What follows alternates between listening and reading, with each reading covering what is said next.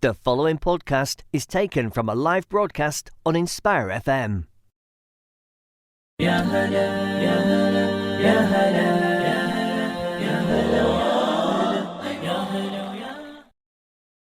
Assalamu alaikum everyone, welcome to Sisters Speak. You're here with me, Mariam. And me, Fareen. Assalamu alaikum. And this is a pre-recorded show. We will be talking about charity today and the importance of it since it is Ramadan.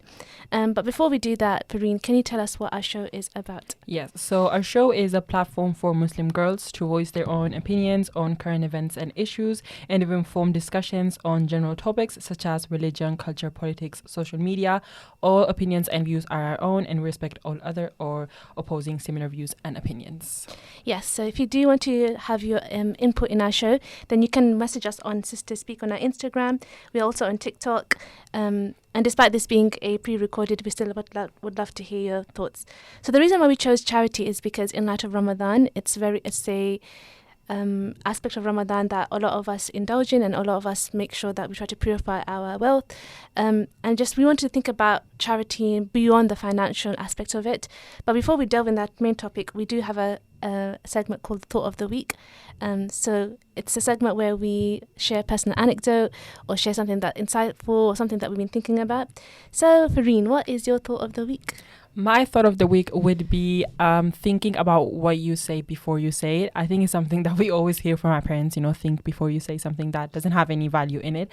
But to also be, even if you think about to be mindful and know what you're saying and who you're speaking to. And every single comment that you might think is or just a passing comment that you're making about someone, what someone looks like, what someone's doing, for you it's just a comment. For the person in front it might not be. And that's what I've been thinking about. I think we all have had experiences where someone made a passing comment and that comment just stayed with you throughout your whole life. And I have so many like that. And it comes from your parents as well. It comes from your siblings, from people that you don't know, which hurts more. So that's something that I think it's my thought of the week, just to be mindful of the comments that you make, and that for you it's a passing comment, for the person in front it's not.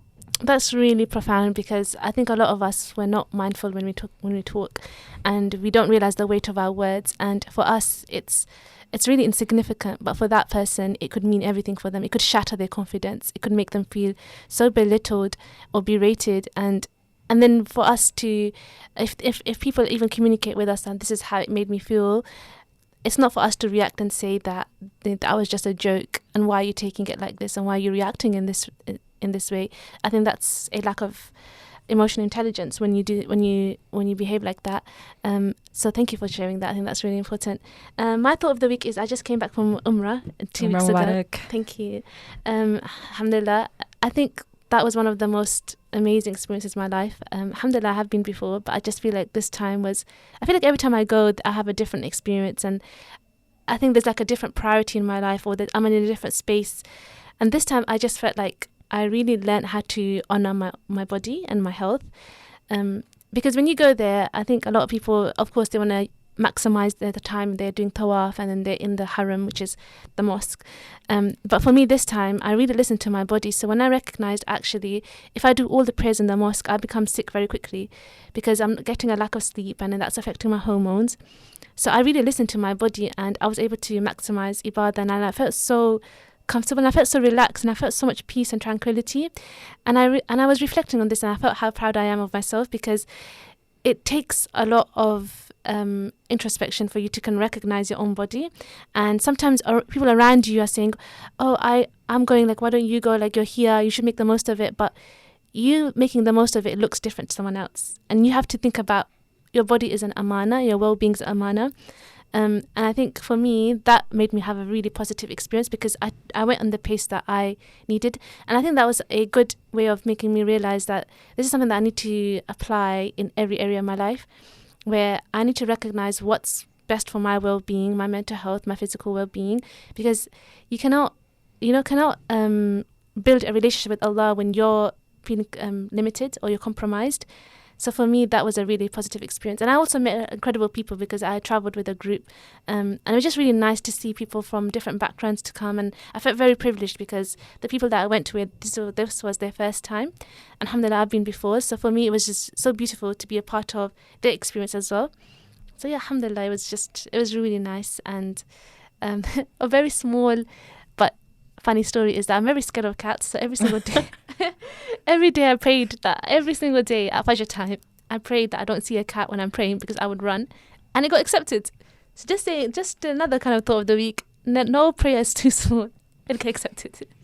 I get you, Mariam. I'm very scared of cats too. And the listening to your body thing is something that I've been thinking about too. You should do what your body is telling you to do. And someone telling you that because you went Umrah doesn't mean you have to do all of this stuff to feel relieved. Like you went to Umrah, you were still doing, praying, and you were still doing your ibadah, like you said, and you still felt at peace. So the fact that you were there is just enough. So you are making the most of it. And yeah, that's all my thought of the week. Yeah. Umrah Mubarak. I'm so happy for you, Mariam. Thank you. May Allah invite everyone. I think if you're listening to this, and especially if it's in Ramadan, when you break your fast today, just make dua that Allah invites you. And you might think, oh, well, what about my financial perspective? And, if you're a woman, how do I organize this in terms of mahram? Or if you're working annual leave, if you're a student, your studying pressures. But I think when you sincerely make intention and you really entrust the fact that Allah is going to facilitate for you, Allah will make it happen. You really have to have conviction, and I think it's one of the most spiritually enlightening experiences ever. And I think this is the time. Like Ramadan is the time where you build your relationship with Allah and you cultivate good kind of qualities and having that feeling of, okay, Allah's always going to take care of me, and learn about Allah through learning his qualities. He's Ar-Razaq. He's the one that's going to give you risk. He's the one he's Al-Fattah, which means he's the one that opens opportunities for you. But he's also Ar-Rahman. He's the most merciful. So he knows what we need when we need it, as opposed to what we want.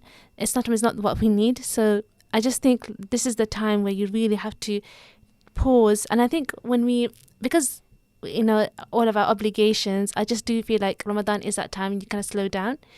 And because you recognize as well that food takes a lot of your time of your day, so you have a lot of free time to think and to reflect and to build that. And they say that it takes 30 days to cultivate habits. So just be easy on yourself. I think a lot of times when we first start Ramadan, we try to embed so many different habits, and then we have burnout. But take it in balance. That's what Ramadan. Islam is about balance. So there's a couple of thoughts there. I think last Ramadan I was doing that. So the first few weeks, I think I was literally burning myself out I was studying for my A levels. I think it was that time. I don't actually remember, but I think I was doing so many things at once. And then iftar time comes, and I was just sleeping during iftar time. So iftar time is that one time, I think I said this in the last radio show, where everyone's just free and going to eat. And at that time, I was just like, I don't even have time. I don't even have energy to eat. I'm just going to go to sleep. So definitely don't do many things at once. And I think I've said this so many times before, but reading the Quran in Ramadan is also you should aim to finish it in Ramadan. But if you don't finish it, it doesn't mean that the world's ending or something. You can still do it. You can start from now, for example. Yeah, 100%. And I think think about yourself, what's easy for you, right? For some people reading the Quran, you should definitely read Quran, but you don't necessarily have to read the whole Quran for you to feel because if you're mindless and you're reading the Quran, and you feel like there's a lot of pressure, then you're going to feel negative about it. But if you do it in a pace that, okay, I'm going to focus on one surah, I'm going to learn about the tafsir, I'm going to understand it, what point am I in my life, which surah can I learn about that is applicable to me? So if you're going through hardship, listen to the tafsir of surah duha. If you're a woman and you're trying to, and if you have fertility issues, listen to Surah Maryam and think about how do du'as get accepted, and in terms of adversity and where things feel impossible. So think about surahs in light of your own life experience and really focus on it, because you have to build that relationship, because the whole year you might not have been able to read the Quran, but this is the month where you can. And even reading one ayah is so much reward, and Allah says He loves consistency. So small acts and consistencies, He's expecting sincerity from you. And this is why it's so beautiful. In our religion, we believe that in the Day of Judgment, our deeds are not going to be counted, they're going to be weighed. And I think that's so profound, because it indicates how someone can be doing a million things, and you could do one thing and you can do it with so much sincerity, and it could be weighted at the same thing. So I think really think about how merciful your Lord is and get to know Allah. I think when you know who you're doing it for, it makes it a lot easier, because you build that love for yourself. So watch as in terms of practical tips, listen to podcasts, from Sulaiman. Go to YouTube, go to halakas, go to your local mosque, see if they have any gatherings. Even just being in congregation, there's so many angels that are present. You will feel that in spiritual enlightenment. Yeah, Definitely. Really good tips there, Mariam. The Quran is not just flipping pages and being like, oh, I need to read 30 pages. No, you have to know what's in those pages. And that's what I was doing last Ramadan. I was like, I have to do 15 pages every prayer and I'm going to finish it. And then that was led to burnout. You know, I was just doing so many things, trying to finish pages instead of reading the surahs and actually understanding what was in them. Yeah, so, buy yourself like a translation Quran, or even there's a good app called Quran Hive, and you can use apps as well, and it tells you actually each Arabic word what it means, and then it also gives you tafsir underneath it. Like there's actually commentary, like you listen to it. So I think it's by Noman Ali Khan. So Quran Hive, so Hive. So Quran, it's a really good app, and there's another app called Dhikr and Dua, which is another app that I really utilize. I think I've recommended it before, and this actually has a adhkar. And it's another way you can implement good habits in Ramadan is through doing your morning adhkar and doing your evening adhkar. And even if you start off just doing one in the morning, one in the evening, and you do that for 30 days, you'll see so much blessings in your day. And this app has it's a really nice interface, and I like to have good apps. So the interface is really nice. So and they have a section for emotions. So if you're feeling anxious, it tells you what to recite when you're anxious. Oh, wow. When you're happy, it tells you what to recite. When you're feeling even bored, there's actually Quran ayahs and hadiths and things that you can read. So there's like a whole mixture of kind of emotions that you can go by, but it's also very practical. So yeah, if you want to download Dhikr and Dua, please do. I'm noting that one down. Yes.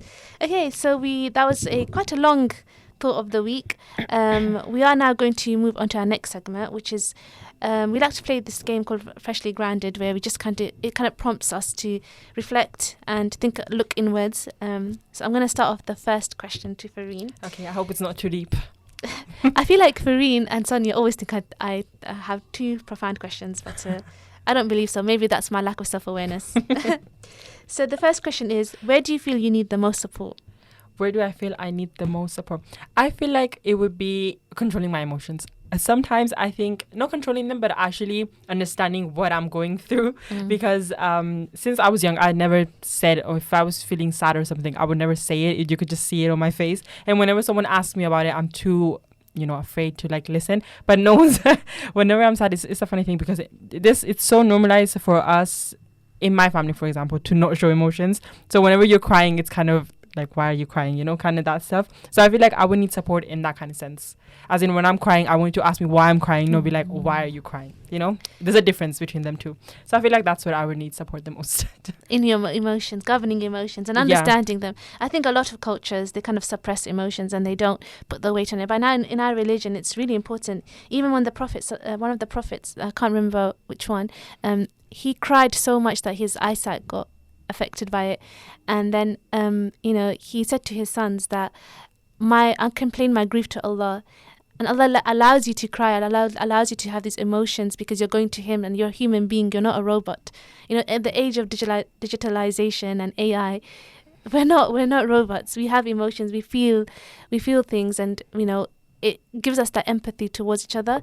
So I think it's good that you recognize that you would need support, and if you cannot get that from your family, then you need to find a support network outside that, because sometimes from cultural standpoint, a lot of people haven't been able to even express emotions because from a generation perspective, they haven't had time because they were so accustomed, or they were so obliged to do survival, that they didn't have time to think about, okay, how do I feel?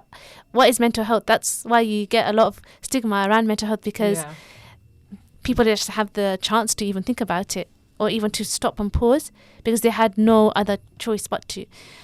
So yeah, I think thank you for being very vulnerable. I think that's okay. I think a lot of people can relate to this. And the one time where I'm like, I can freely, speak is when I'm making dua after all my prayers, and that's when you cry and you're like, oh my God, like what is happening? No, I think that's what it is. I think when you have a relationship with Allah, you build one, you just know if there's anything in this world that you have constant, it's just Allah. Everything else, it's fleeting, and it's all going to end one day. Everyone's going to pass away one day, even our parents. And I think we have to recognize that what we're holding on to should be our faith, because that's and this is going to take us to the afterlife as well, because we're all going to go to our own graves. No one's going to be there in our graves with us, and we Yeah. have to answerable for our own actions and our own emotions and how we responded.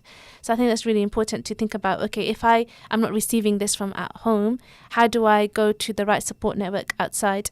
And I think that comes in the question of community. Community is really important, because when you and even from a psychological standpoint as well, there's a lot of research to show that people who are part of communities are more likely to be productive, successful, and it's more conducive for their overall success. So I think, especially in Ramadan, like, speak to your neighbors, go to, like I said in the first few minutes, try to go to spaces where there are people who are learning about Islam, because you'll meet like-minded people. And also would actually encourage, try to find a therapist if you can. If you're in university, it's usually free of charge. It should be free of charge. Just go to your student well-being and ask them to support you, and try to match with someone that understands your cultural background, because those nuances are very important. You shouldn't be explaining things that are part of your culture and people are dismissing it. Sometimes there's privilege when it comes to therapy as well. Another thing that I learned about therapy as well from my experience is that it's a relationship. Therapy is between two people, and if you feel like this person is not understanding you after a period of time, it's okay to say that, okay, this therapist isn't working for me. It's not the fact that therapy isn't working for you, it's just that therapist. Because it's like friendships and relationships, right? Like when you become vulnerable, some people are going to understand and some people are not. And some therapists, you will just naturally feel that inclination, and some you won't. So I think also in that perspective, try to, if you think your self-confidence or if your emotions need to be taken care of and you're not getting that support and you feel like you're going to a spiral, even contact your GP. I think it's so important. It's part of your health, and hopefully then you can get to a better standpoint. Yeah, thank you, Mariam. It comes into its mental health. It's so important to prioritize it. 100%. I think there needs to be more access for people from our parents, especially because of the language barrier. Yeah. Because they don't understand the significance of it, or there's a huge stigma or taboo around it. And because our parents, again, just never had the opportunity to speak about their emotions, and they probably never got that opportunity with their parents to talk about their emotions. So they think, well, I got on with it, why can't you? I think that's when we should, as children, try to help them in that sense, as to understand their emotions too. It's a long kind of process, but we have to start somewhere. Even just communicating with them and making them feel present is really important. And I saw this actually quote on social media recently, and it really kind of struck me. It was about, your parents are living tuna. So when you take them places and they're taking pictures and videos, and you're just like, oh, it's just a boat, or it's just a taxi, or it's just this, you have to recognize this is the first time in their life that they got to enjoy and they get to live, and they're actually experiencing this for the first time ever. Remember the first time you had autonomy and you had your independence and you enjoyed every single moment. You have to recognize they sacrificed everything. It's their time to enjoy. And this leads to me to another point as well, in terms of in Ramadan, is that if you find it difficult to do acts of worship in terms of reading Quran and reciting, and you think that's a bit daunting for you, there's other ways, because our religion is really premised on intention. Spend time with your family. If you don't usually spend time with your family, spend time with your family.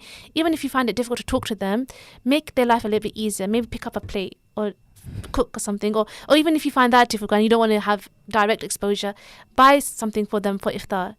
To go to Sainsbury's or go to Tesco, go to Asda, go somewhere and just do something. Just do something, buy something for them, and have that intention that this is my means of trying to get close to my family, And if you spend on your family, it's like charity. There's a hadith on this. So yeah, I think that kind of rounds it up. Yeah, that might be like our parents' love language, which is so important to understand. Like for us, our love language is different because because we're here now. But in their lifetime, I feel like with my parents, because they were working all the time, they didn't have any love language as such. So whenever they also feel anxious, they also feel sad, but they don't say it. They don't expect anyone to ask him why, and I don't, because I just feel so I just feel like they don't want to say it, and that's where I get it from. Yeah, I think most of our parents, their love language is service. Yeah, so like cutting up a plate of fruit or something. That's their love language. So we can do the same for them. And if you and I'm sure all of us, we all make fun of it, that if we like a certain food, you'll see the next day like 10 kg of that same fruit. Yeah. So we can reciprocate this, right? Because for us, we think that speaking to them is going to help them, but perhaps they don't understand that. But what do they do understand? I think that's really important. What you just mentioned. What about you? I think you should answer the question. I thought I could get away with it. No, you couldn't. What was the question? What is something that you feel like you need support in? I think right now I'm going through quite a challenging time in my personal life, in terms of work life. I think building my confidence, I think it's been taken a hit. Before I was quite a confident girl, and I think it's just a phase. I think it's just I think I need reassurance. I think that's something that I need right now, reassurance. I think I could keep repeating the same thing again and again and again, and I think that's because it's a lot of uncertainty that's happening around me. So having reassurance with like my loved ones, and if I'm repeating the same stories because I'm very close to you, so sorry about that. I'm looking up for Reem because I've said the same situation like 100 times to her. Don't worry, I'm here to listen. This is why you need a good support system, you know. You need a good support system. So yeah, I think right now I just need a lot of reassurance. I need a lot of support in a practical sense to move on from the phase I'm in. Because I think I recognize that my mental health has been really affected by this situation, and alhamdulillah, I do feel like Allah has blessed me in so many other ways. I think thinking about my situation, it's quite a privileged situation as well, similarly, and I think that I need to focus on, okay, like I have the ability to move on. A lot of people wouldn't be able to move on, and what can I do about it? How can I help myself practically? And it's okay for me to feel the emotions because what's happened to me isn't acceptable, but at the same time, I have that ability to recognize that I'm going to do something about it, and I did do something about it, and I should recognize that everyone's powerless against Allah. Like I have Allah, and that's something that's reassuring. And from Surah Maryam, there's a Quran ayah that says that Allah does not forget, and that for me it's really profound and it's very heavy because it's scary at the same time that Allah does not forget. You can't harm someone, and you might forget and you might move on in your life, but Allah's not going to forget. Like, how could you hurt His creation? And at the same time, if you went through injustice, then you know that Allah's going to recompense you in one way or another. So I think for me I need that support in terms of reassurance. Like, it's going to be okay. Like, we're here for you. You're going to move on. Like, you've done so much in your career. You'll be able to move on again. And you did the right thing. I think just that. I think this phase I'm just a bit shaky because I think I'm starting to internalize the things that happened to me in a negative way because it was unacceptable. But I think it's just hopefully by the end of Ramadan it'll be in a better phase. I just hope. Don't worry, inshallah. With every hardship comes ease. And that's emphasized twice, and that's so beautiful as well. In the Quran, it actually repeats itself, and that emphasis. And from a linguistic point of view, just know that Allah really wants ease for us. He's always finding ways to forgive us. And I think one of the things that I listened to recently was about if you want ease in your life, ask forgiveness. Keep asking forgiveness, and your life will flourish. So I think, in a way, that kind of made me think, okay, like there's so much things that I haven't done right. Maybe I should start seeking forgiveness in other areas, and then it'll bring me closer to Allah because Allah loves those who seek forgiveness. So yeah, I think that is the answer to that question. Thank you, Mariam. We have 3 minutes left in the first half, so I'm going to ask you a question, which I probably will get out of it. What should you slow down on? What should I slow down on? I think the past questions that whenever I got asked this was talking, but I feel like I grew from that and I'm slowing down on talking. I would say it's really good participating in a lot of stuff, but I feel like me doing that leads to burnout during the day. So I'm doing so many things and they're just in front of my laptop, but I just get so tired. And whenever someone asks me, can you do this? I just say yes. And I think that's a problem of I don't know how to say no. So that slowing down on I don't have time to do this, I'm not going to do it, I just have that like people pleasing mindset where every time you ask me to do something, even if I'm busy that day, I'm going to say yes. Even if I don't want to do it or if I don't have time, I don't know how I'm going to get there, I'll say yes. And it's a kind of problem that if I say no, that person might not like me. Yeah. So it's something that it's so annoying because my parents always yell at me. They're like, you don't have time. Why do you keep saying yes to these things? And I'm like, I just feel so guilty, even though I have no kind of... It takes time. Yeah, kind of responsibility to that person. Yeah, I think it just takes time. I think one of the things that you recognize as you grow older is that I have a certain bandwidth and have a certain capacity and I can't do anything beyond that. And to be able to express that. But I think it's also the people that you're conversing with. Like, you need to know, like, how is this person actually going to react? And sometimes in our head, we might think, oh, they're going to actually react negatively. And if they do react negatively, that's when you have to communicate, actually, this is my boundary and I've asserted it. I'm not going to go beyond this. I think there's a balance between knowing your responsibilities and being able to deliver that and then knowing that, okay, this is extra. Like, prioritizing your life is very, very important. So what's high priority, what's low priority?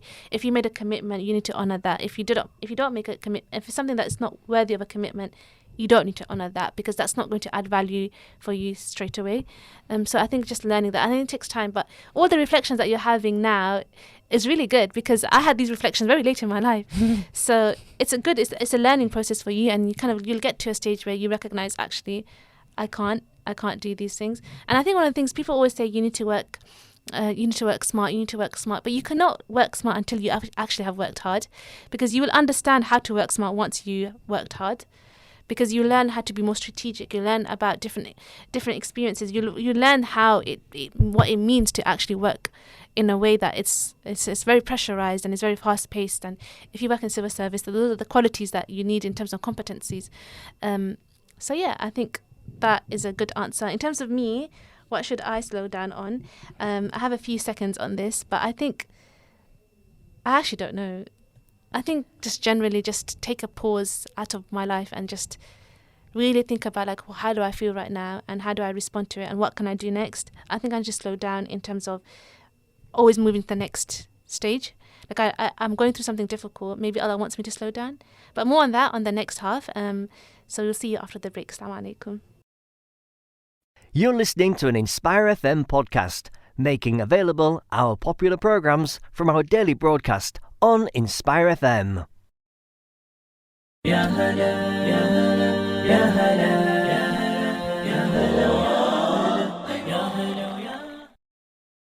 Assalamu alaikum. Welcome back to the second half of Sisters Speak. In the first half, we were speaking about our reflections, just generally, and we played the Freshly Grounded game, where we talked about some introspective questions. And in this half, we'll be speaking about charity and how it's relevant in light of this holy month, but also how we can expand our definitions of being charitable.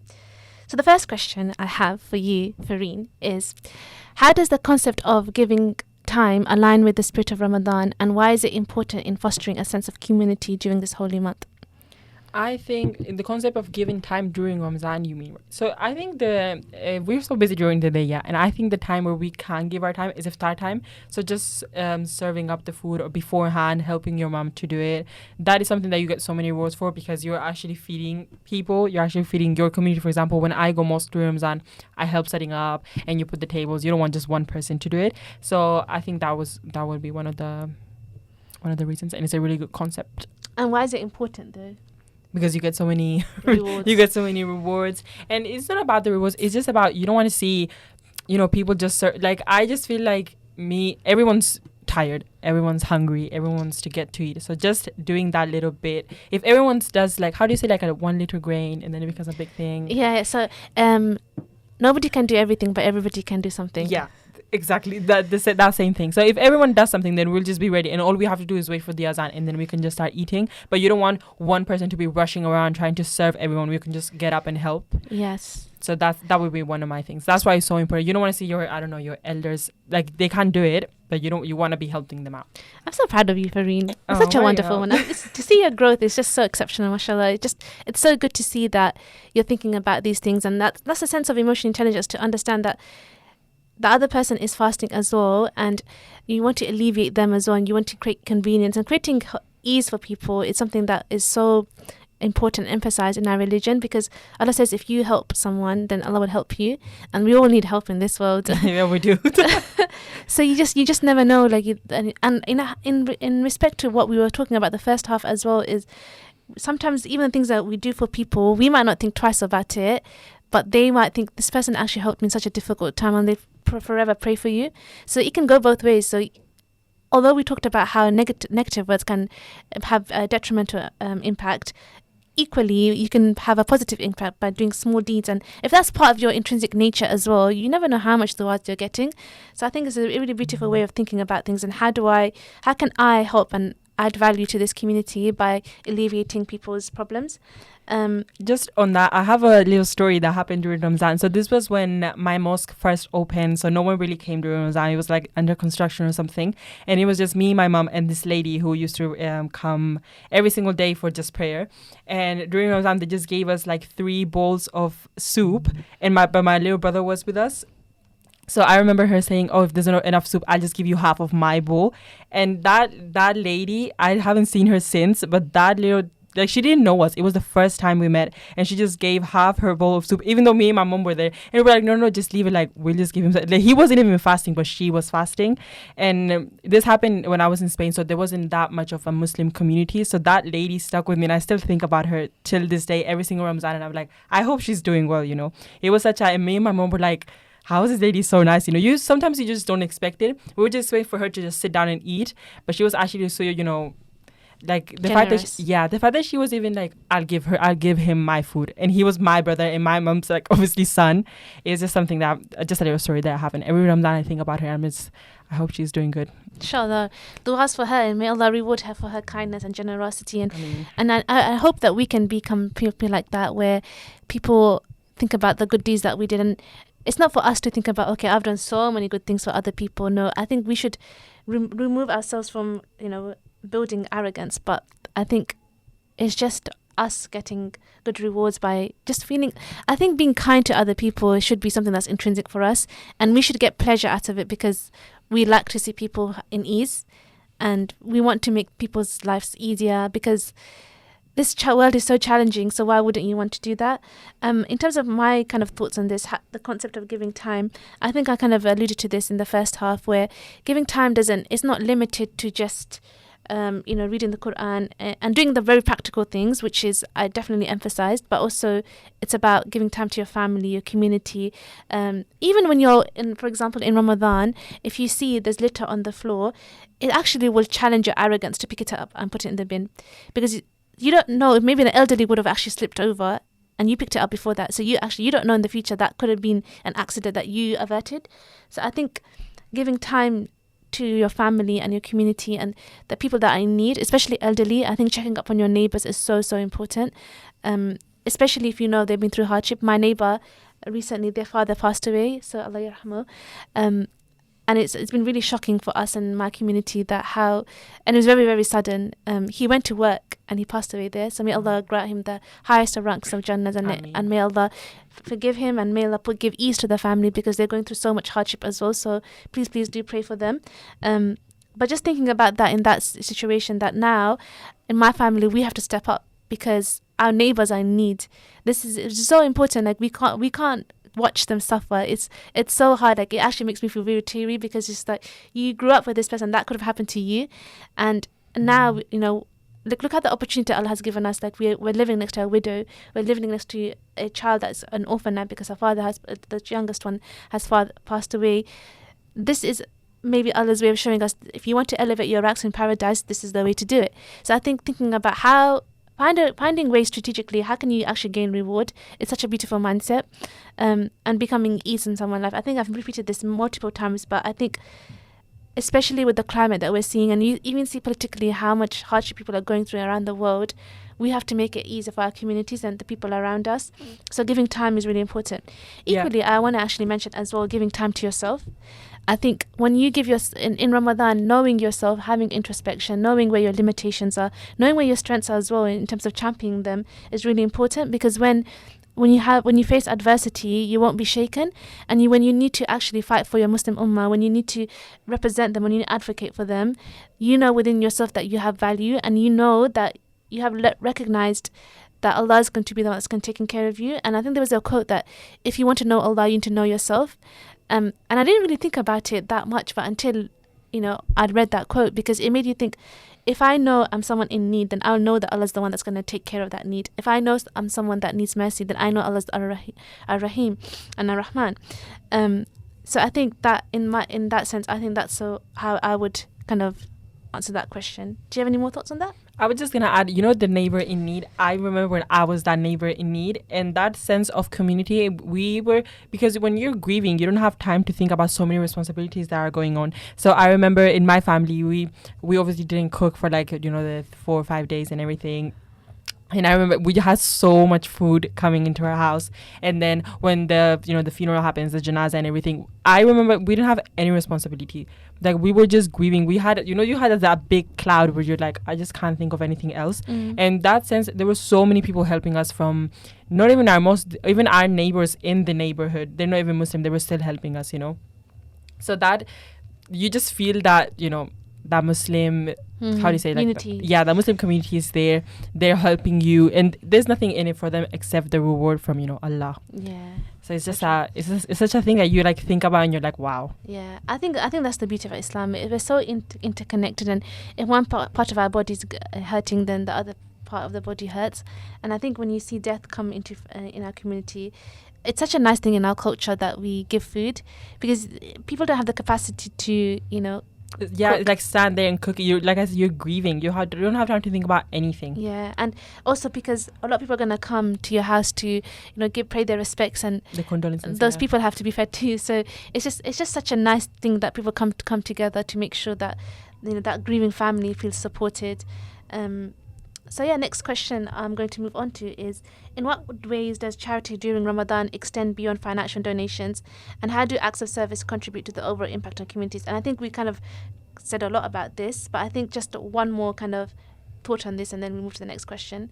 Because I think a lot of the times we actually see within, especially in our local area in Luton, there's so many different ways of volunteering, and I think actually I'll defer this to you. What ways? What ways volunteering? Like I said, for example, setting up for iftar, going to your local mosque. I remember we have like cleaning days during Ramadan where we just clean the masjid. You don't have, charity doesn't mean, it doesn't only mean money. There's so many things that you can do. Even helping at home, I feel like it's such a charitable act to do. Helping your mom clean, helping your siblings with your homework. Like, there's so many rewards in everything. Yeah, helping your siblings with homework is such a big thing, because most of us got a lot of younger siblings, and just helping them with that one math question or one English GCSE mark or whatever it is. For them, they might feel entitled, but but for us, the thing when you're helping your siblings homework with Ramzan, when it's not Ramzan, you don't have the patience, so you start yelling at them. You're like, just learn it. But during Ramzan, you obviously have to, have that sabr and have that patience. So whenever I remember past Ramzan, I was studying for my levels, and I was also helping my brother with his, his maths homework or whatever. And I was like, you have that discipline of, I can't say anything. It's Ramzan. I can't say anything. And it was such a good kind of test for me to test that I can actually be patient when I'm teaching him homework, even if it's not Ramzan. Yeah, that's so true. How did he reciprocate in that? Did he be patient as well? Yeah, I remember he said, I'm surprised you're not yelling at me. I think it was the first week of Ramadan. It was a really funny thing because my brother's used to me. No, I obviously don't yell at him when he doesn't know anything, but it's kind of annoying when you spend 1 hour teaching something and then he doesn't know at the end of the... You ask him, so what did you learn? And he's like, no, not really.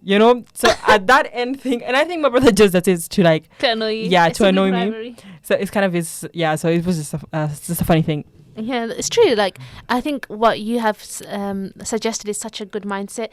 Find ways to make everything that's mundane to you, think about it in a perspective of, how do I frame this to gain rewards? So helping homework, helping your family in terms of preparing for iftar, even for suhoor time. Everyone's so tired and sleepy, but if you can maybe put a glass of water on the table for everyone, at least that person doesn't have to think about it as well. So it's just kind of minuscule things that can actually amount to very weighty things.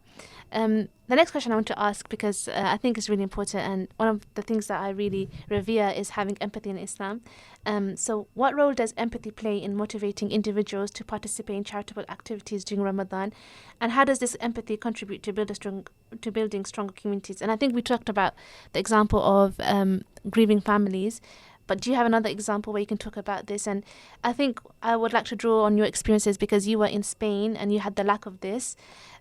How have you experienced empathy in the UK over the last few years? Even your experience in university, if you have, hopefully someone has empathized with you. And how has that helped you in terms of building yourself? And how can you contribute to the community in light of that? I feel like when I was fasting in Spain, there was, like you said, a lack of empathy.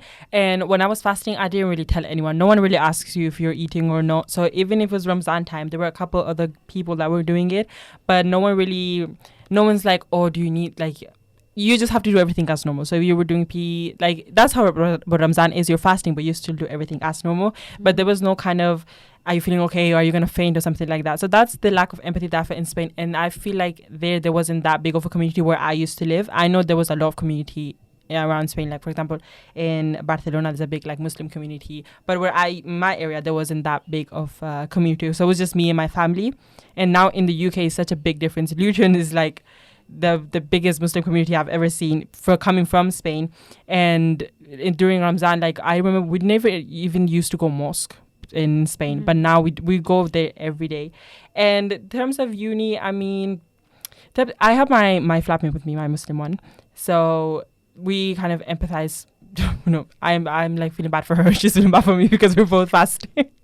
I think the thing that I really like from the university is I can make my own food and kind of go through the things that my mom goes through when it's Ramadan time, because I'm cooking not only for myself, I cook for her too. So we kind of do this like mini iftar Rota. in our No, it's not even a rota. We're just like, oh, what should we eat for iftar today? And we just do it. So that's our little community in university. Obviously, there's the ISOC, the Islamic Society. But whenever we don't feel like going to the Islamic Society, we just want to have a little mini iftar with no socializing and just eating. Then we just stay in the room. Although we really like going to the society and actually socializing and talking, because it's really nice to meet other people from other backgrounds and how they go navigate through Ramadan. Yeah, it's a really good segue for my next question, actually. So thank you for that. And I think coming together in Ramadan, especially in work communities or student communities, is really important because you're going through the same thing together. But like I said, a very good segue in terms of cultures and traditions, because my next question was actually going to be, how do cultural traditions and customs influence the way charity is practiced and perceived during Ramadan, and what are some common misconceptions that should be addressed? That's a loaded question, but you should answer it and then I'll add it to mine. So I think in terms of cultural tradition and customs, so I think people have different traditions in how they, even the way they view charity as well. So I think a lot of the time we have also always viewed charity to be financial, and we never saw it as actually giving time. Even buying things, when traditionally in cultures is when you go to someone's house, you don't go empty-handed, right? And I wouldn't consider that to be charity, but it's just that aspect of giving. And I think that it's quite broad and ambiguous. But I think one of the things that I kind of felt in the last 2 years, maybe, especially once we had that show with Sadiq, and when they came and they talked about the National Zakat Foundation and how so many Muslims are going to the food bank, but they can't have a meal that is in respect to their dietary needs because there's no halal food. And that kind of blew my mind, because I just thought, I live in the UK and my community needs me and they are going hungry and I'm not doing anything about it, whereas I'm always giving my financial kind of donations abroad. And whilst that's fine, and I'm not trying to minimize that, but how can I neglect what's in front of me? And I think that really opened my mind. So for me, I think it really reframed how I view charity, that charity should start at home. And I understand that for my parents, their home is those countries. But for me, my home is the UK. I was born here. My people are in the Day of Judgment. I just think my community around me, I knew that they were going hungry, but I chose to feed another nation where actually the onus should be on that nation to kind of feed their own people. Yeah. So for me, I think that cultural and traditional viewing of charity and what we consider or define as home has really shaped my way of things. So for those who don't know, a National Zakat Foundation, you can give your zakat to them and they distribute it accordingly. So some people, instead of if they can't afford to pay certain bills, then the National Zakat Foundation will help you to pay those bills, so you don't have to take a loan. And I think that's really important, because we know how the cost of living crisis really impacts people's day-to-day. Things are, inflation is rising, and all of these kind of things impact the economy, but also the granular households, Muslim households, because we try to in your dire situations, people take loans. People don't take it because they think that's the easy option. It's because they have no other option. So for me, donating to National Zakat Foundation has been a very significant shift for me. And that's why my kind of way of thinking kind of shifted. In terms of misconceptions, I think when people think about charity, again, I think we've kind of talked about it quite in a punctuated way in this show. I think people just think, I can't afford to give money because I'm barely making the ends meet. But actually, even the kindness, even smiling, right? We haven't even mentioned that smiling is charity. So actually really thinking about how easy it is to give charity in Islam is just smiling, just moving your lips upwards is charity. So Yeah, I think that's my perspective on that. Yeah, and to remember that the fact that you're doing it with a pure intention is literally enough for the Yeah. reward. Just intending to, I'm going to donate, but maybe if I don't have enough, then I'm going to do this other charitable act. That's enough. And Yeah. it's going to get you so many rewards, especially during Ramzan. 100%. And I think that's a good way to think about how the teachings of Islam, and how that encourages generosity. And what would you say what your view is on this? Because I think when we think about Islam, we kind of limit it to kind of rules and regulations, but it's much more broader than that. And there's a lot of emphasis on character development and emotional intelligence, because if you even think about revelation came to the Prophet ﷺ when no one can actually say anything bad about his character. So if you look at Surah Furqan, because I studied the tafsir of this, they called him mental because they couldn't say that he's a liar, he's someone that's untrustworthy, because there was no scope for them to do so. So that just shows that in order of revelation and in order of our history, that we should really, really focus on these character requisites. So what's the kind of view on that, and how can we develop ourselves in Ramadan? I think one of the examples that you've given is that when you were doing homework with your brother, you had to really suppress those feelings, emotions. How can we do that in a practical sense beyond, our just day-to-day relationships? I feel like your character is something that is like people are gonna remember you for your character. So just building your character during Ramadan, and you can see a change. Like I said with my brother, it was like, you're not yelling like you normally do. And you can do it. You can change your character. You can do so many things that you won't do during Ramadan, but you can still make the habit. Like you said, we have 30 days to make the habit. So building your character during Ramadan is building a character that's more spiritual in terms of your kind of Islamic character and how you're building your relationship with Allah. Because when we're developing our character, I think, for example, for me, if it's not during Ramadan, then my character will be like, I don't know, my degree or the fact that I'm university or this and that. But during Ramadan, it's all about a spiritual character and your Islam, how you're speaking with others during, this holy month, and how you're portraying yourselves to others. Yeah, 100%. And I think my favorite book, Atomic Habits. Of course. It has to be mentioned. It has to be mentioned. It talks about this. It talks about how we identify ourselves. It actually affects the qualities within us. So, and actually, it talks about a couple of things. It talks about the sense of community. It talks about how we identify ourselves, and it also talks about our space. So we actually have the requisites in Islam to be really successful, because community is very emphasized in our religion. Our space, cleanliness is half your iman. Actually, don't quote me on that. But cleanliness is very revered in Islam. And then how you identify yourself. So we know that we belong to a community. We know that we're going to be accountable on the Day of Judgment. And so therefore we have to be careful in how we speak to one another, how we behave, how we take care of our community, because we know that this world is not the end. There's going to be an afterlife, and that should help us to govern ourselves. And I think those kind of identifications allow us to kind of shape the way we are. And I think those things can be applied in Ramadan, because sometimes we think, we don't have time. How do we suddenly have time in Ramadan? In the whole year, we don't. It's because our priorities shift. And I think that is a good setting stone for us to think about the whole year. So I think for me personally, is think about how can I cultivate small little habits that I can actually sustain out of Ramadan. And that's why I always think, like, make your life easy. If you need to use apps, use apps. If you need to hold yourself accountable, having a friend, like if you one thing I would definitely say in Ramadan, try to pray tahajjud, because you're going to eat, and you're waiting for Fajr anyways. Pray tahajjud. There is no reason that you shouldn't. Another salah that really helps is salat al-duha.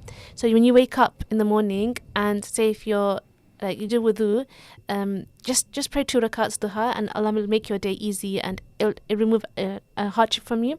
And I definitely vouch for this, because I remember once I was campaigning for a prayer space in university, and I just remember that this whole kind of objective was really, really challenging, because there was just so many. It was very bureaucratic. And there were just lots of obstacles along the way. And I had, in practical sense, I had no hope that they would actually agree to this for various reasons. But I still kept pushing, because I thought, I'm doing it for the sake of Allah. Allah's going to facilitate. I'm trying to solve a problem for the Muslim community. And I remember one of the people that I was working with on this project, may Allah reward him, he told me to pray Salat al-Duha. He's like, I usually don't say this to people because we were working in a professional sense. But I usually don't say this because I know you will like this. But pray Salat al-Duha. And I prayed that Salat al-Duha. And this project was over 6 months and there was multiple challenges. It almost felt like it's not going to happen. They weren't agreeing to one prayer space. So then I prayed Salat al-Duha. And I went to the meeting and I wrote an executive paper on why we should have this prayer space. So I had to look at different kind of data sources from different universities. I had to look at advanced HE, which is like articles about university and attainment. And I presented this. So this was my first time writing an executive paper, and this was my first time presenting this policy proposal. And I just remember at the end, everyone was just so happy. Everyone was like, this is such a good idea. And I was so shocked. And I thought, how did they shift from challenging me every single step of the way to suddenly this executive board said, maybe we shouldn't have one prayer room, we should have two because there's two campuses. And I was so shocked. And I thought, subhanAllah, it must be Salat al-Duha because that was the difference between what I did from the last 6 months to this. So I think definitely don't underestimate the power of Salah. Don't underestimate the power of dua. And even if you don't feel like you're seeing the effects of your dua is it's a weapon. It's the ability to be able to speak to Allah directly. And I think when that was revealed to the Prophet ﷺ and in terms of the companions, they saw it as a gift because we are able to speak directly to our Lord. I think that's so beautiful that we can, confide in Him. We can tell Him our worries. We can tell Him that, we're having these financial hardships. We're having these hardships within our personal relationships. Or equally, we can actually tell Allah about our day. Like, thank you, Allah, for giving me the ability to speak today, to be able to feel confident, to feel happy, to be able to see my parents alive today, to have a roof over my head, to have a spread of food. I know that I'm guaranteed a spread of food. Not many people have that privilege. Even if you think about, because I used to work in the education sector, teachers are so worried about their children coming to school on an empty stomach. And they're not even fasting, they're just children and they have to be working in these conditions. So we have a lot to be grateful for. The show is coming to an end, unfortunately. Do you have any final thoughts before we kind of end the show? My only thought would be to be on your best character in Ramzan, which is something that I'm going to work on. And also the fact that in Ramzan, during when it's not Ramzan, we never think of I'll just pray later. We never pray our prayers on time because we get so busy with life. But during Ramzan, we can't do it. So that just proves that we can't do it. We just don't have the enough discipline to actually pray on time.